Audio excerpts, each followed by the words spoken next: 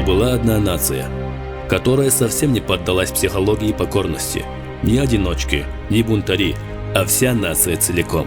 Это чеченцы. Они уважали только бунтарей. И вот диво, все их боялись. Никто не мог помешать им так жить. И власть, уже 30 лет владевшая этой страной, не могла их заставить уважать свои законы.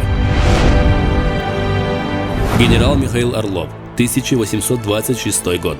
Также невозможно покорить чеченцев, как сгладить Кавказ. Чеченцы, бесспорно, храбрейший народ в Восточных горах. Походы в их земли всегда стоили нам огромных кровавых жертв. Очерки исторического прошлого и современного Кавказа. Санкт-Петербург, 1904 год. Чеченцы, как мужчины, так и женщины, наружностью чрезвычайно красивы.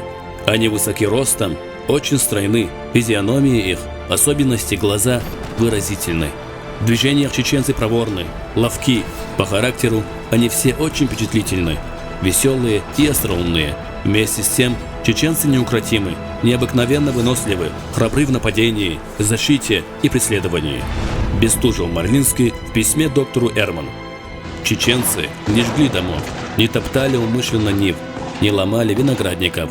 Зачем уничтожать дар Божий и труд человека, говорили они.